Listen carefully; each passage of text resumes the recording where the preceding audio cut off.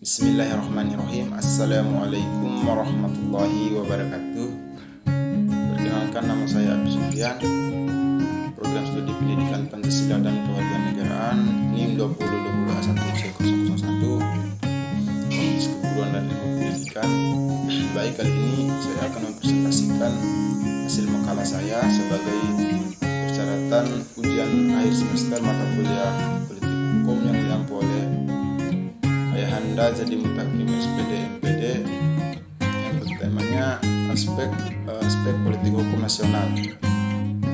Seperti yang kita ketahui, politik hukum nasional adalah alat dan sarana yang digunakan oleh pemerintah untuk membentuk suatu sistem hukum nasional, sebagaimana yang dijelaskan oleh Bapak Mahfud MD, bahwa politik hukum merupakan legal policy untuk memberlakukan politik hukum nasional merupakan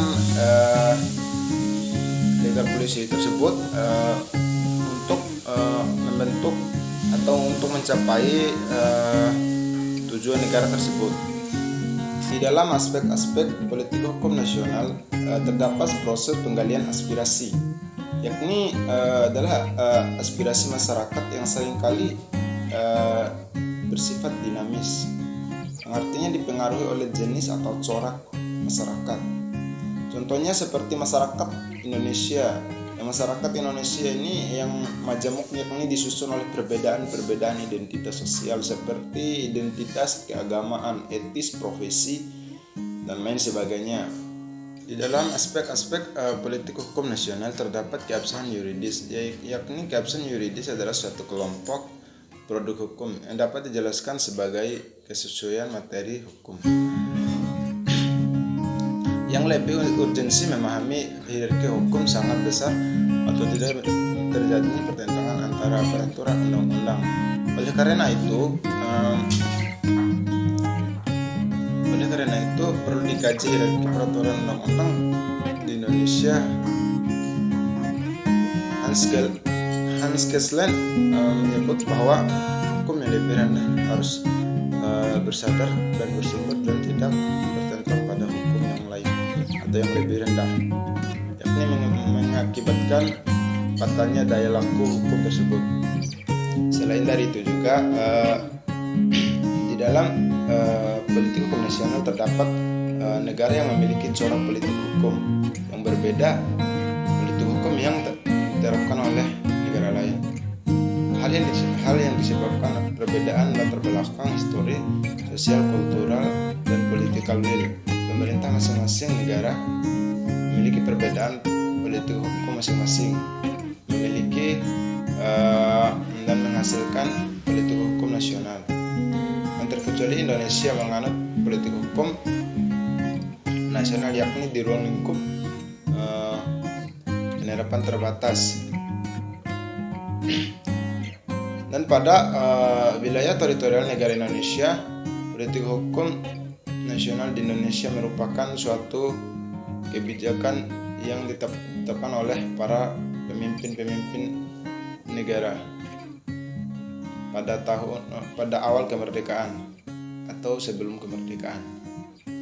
Apakah aspirasi yang tergali dan masyarakat tersebut sudah terakomodasikan dalam perumusan hukum oleh penyelenggara negara atau sebaliknya.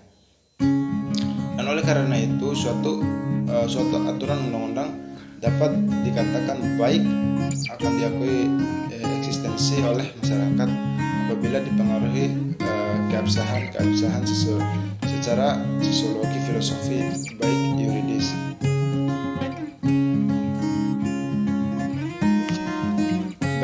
Yakni keabsahan secara sosiologis. Keabsahan secara sosiologis adalah sebagai penerima hukum oleh masyarakat, yang artinya bukan ditentukan oleh paksaan negara. Terus keabsahan filosofi. Keabsahan filosofi adalah kaidah hukum yang dapat mencerminkan nilai-nilai di dalam kehidupan masyarakat dan menjadi residen. Terus